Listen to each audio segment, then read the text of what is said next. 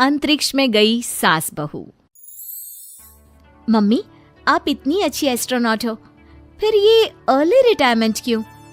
क्योंकि बचपन से मेरा बस एक ही सपना था, जिसके लिए मैंने लाइफ में बहुत कुछ खोया और छोड़ा। लेकिन अब इस अर्ली रिटायरमेंट के जरिए मैं बस तुम दोनों के साथ और पास रहकर बिना किसी हड़बड़ी के जिंदगी जीना चाहती हूँ। सास की बात सुनकर काजल मुस्कुराकर चली जाती है। उसी शाम ऑफिस से घर वापस आकर अजय अपनी मम्मी के पास बैठता है। मम्मी, क्या हमारी स्पेस ऑर्गेनाइजेशन कोई नया स्पेस मिशन प्लान कर रही है? क्या मिशन है, बताओ ना मम्मी। हे भगवान, शरीर इतना बड़ा हो गया लेकिन दिमाग आज भी बच्चों से गया गुजरा है। घर में आया नहीं कि सवाल शुरू। तो तुम जवाब दे दो ना। मैं क्या जवाब दूं? जैसे तुझे मेरे रिटायरमेंट के बारे में पता ही नहीं। इतने समय से तूने मुझे ऑफिस जाते हुए देखा क्या? फिर मुझे कैसे पता होगा? जा, तेरी पत्नी से पूछ, वो रोज ऑफिस जाती है। माँ की बात पर अजय आवाज लगाकर काजल को बुलाकर वही सवाल उससे भी पूछता है, पर काजल उसका कोई जवाब नहीं देती। और बोलो पत्नी से पूछने के लिए, मैडम जवाब ही नहीं दे रही। सवाल जायज हो तो जवाब मिलेगा ना, तुम्हें अच्छे से पता है। कॉन्फिडेंशियलिटी रूल्स के चलते हम किसी से भी ऑर्गेनाइजेशन और मिशन से रिलेटेड कोई बात नहीं कर सकते। वो तो पता है, लेकिन मुझसे भी छुपाने का मतलब समझ में नहीं आया। वो मम्मी, रिटायरमेंट एप्लीकेशन के बाद से आपने ऑफिस भी आना बंद कर दिया। सबको लगा कि अब आप इंटरेस्टेड नहीं होगी, इसलिए इन्फॉर्म नहीं किया। क्या तुम भी इस मिशन का हिस्सा हो? मैं ही इस मिशन की लीड साइंटिस्ट हूँ। ये हमारा अब तक का सबसे बड़ा और इम्पोर्टेंट मिशन है। अगर ये सक्सेसफुल हो गया तो दुनिया में हमारे नाम के साथ मेरा प्रमोशन भी पक्का है। काजल की बात सुनकर दोनों माँ बेटे हैरान रह जाते हैं, लेकिन फिर सब साथ मिलकर सेलिब्रेट करते हैं। अब दिन बीतने लगते हैं। काजल स्पेस मिशन के चलते पहले से ज्यादा बिजी हो जाती है और देर तक ऑफिस में समय बिताने लगती है। कुछ समय तक इसे चुपचाप देखने के बाद एक सुबह बहू को सामने देखकर आखिरकार सास उसे टोक ही देती है। आ रही हो या जा रही हो? भाई, हमें तो तुम्हारी शक्ल देखे लगता है सदियां बीत गई। मैडम कब आती है कब जाती है कुछ पता ही नहीं चलता। अरे ऐसा कौन सा मिशन है जिसने सुबह रात घर परिवार सब भुला दिया? मिशन तो मैंने भी बहुत देखे हैं और गई भी हूँ, पर ऐसा हाल कभी नहीं हुआ। मम्मी, मैं आपकी चिंता और गुस्सा समझ सकती हूँ, पर ये स्पेस मिशन आज तक के सभी मिशन से बहुत अलग है। अच्छा, जरा मैं भी तो सुनूं, ऐसा क्या है इसमें? आई एम सॉरी मम्मी, मैं नहीं बता सकती। भूलो मत, मैंने रिटायरमेंट अप्लाई किया है, लेकिन रिटायर होने में अभी 7 महीने बाकी है, जिसके हिसाब से मैं आज भी ऑर्गेनाइजेशन का हिस्सा हूँ।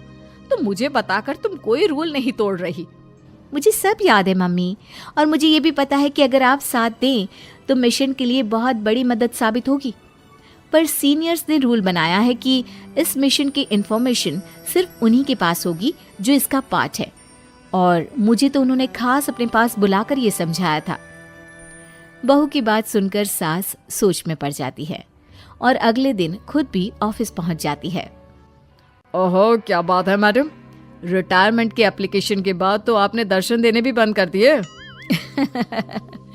अरे सर, अगर ईद का चांद रोज निकला करता तो क्या उसका स्वागत इतने जश्न से होता?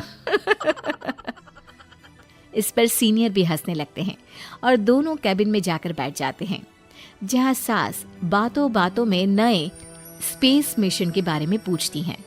वो उन्हें मिशन के बारे में सब कुछ बताकर तुरंत एक इमरजेंसी मीटिंग बुला लेते हैं, जिसमें साइंटिस्ट की टीम और काजल के साथ एस्ट्रोनॉट्स की पूरी टीम भी होती है। तो ये है हमारी टीम, जो सब कुछ भूल कर दिन रात इसी मिशन पर काम कर रही है। अगर आप भी हमें ज्वाइन कर ले तो सोने पर सुहागा हो जाएगा। अगर आप मुझे टीम में चाहते थे तो पहले कांटेक्ट क्यों नहीं किया? आपने स्पेस में ना जाने के फैसले के साथ डेस्क जॉब का भी इनकार कर दिया और अर्ली रिटायरमेंट के लिए अप्लाई कर दिया, और फिर पिछले 1 महीने में किसी के साथ कोई कांटेक्ट भी नहीं हुआ।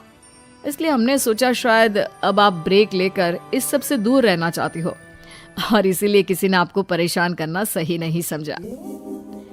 बात तो आपकी सही है, फिर भी एक सुझाव देना चाहूंगी।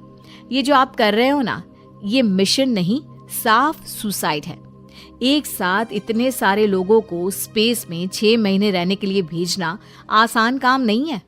और ये बात मुझे आपको समझाने की जरूरत नहीं होनी चाहिए। हमें सारे कॉन्सिक्वेंसेस, स्पेस नेचर, मिशन की मुश्किल सबका पता है, और ऐसा करने वाले हम पहले नहीं हैं। इसलिए ये भी साबित है कि काम हो सकता है। आप सिर्फ एक एक्सपेरिमेंट के लिए इतने सारे लोगों की जान और मेहनत को दांव पर लगाना चाहते हो, जिसमें सक्सेस रेट भी मुश्किल से 1% है। बहुत देर तक इन्हीं सब बातों पर बहस चलने और काजल की सास उर्फ ऑर्गेनाइजेशन की सबसे एक्सपीरियंस्ड एस्ट्रोनॉट को बहुत देर समझाने के बाद भी जब वो राजी नहीं होती, तो ऑर्गेनाइजेशन के सीनियर्स को उन्हें घर वापस भेजना पड़ता है। लेकिन उसी के बाद से न चाहते हुए भी सास मिशन के बारे में सोचना बंद नहीं कर पाती। इसी तरह 1 हफ्ता बीत जाता है। माँ, जब घर में बैठकर भी मिशन के बारे में ही सोचना है, तो इससे अच्छा है कि वहां जाकर इस सोच के जरिए उनकी मदद ही कर दो। उन्हें ऑफिस में नहीं, स्पेस में जाने के लिए मेरी जरूरत है। वो चाहते हैं कि मैं हेड एस्ट्रोनॉट बनकर बाकी सबके साथ स्पेस में जाऊं। वाओ, रिटायरमेंट से पहले आखिरी असाइनमेंट की तरह इससे अच्छा और क्या हो सकता है माँ? आपको हाँ बोल देना चाहिए। उस टीम में एक मेंबर काजल भी है। अगर हम दोनों ही चले जाएंगे तो तुम अकेले कैसे रहोगी? वहां से जिंदा वापस आने की कोई गारंटी नहीं बेटा। अब भी हमें भेजना चाहते हो क्या?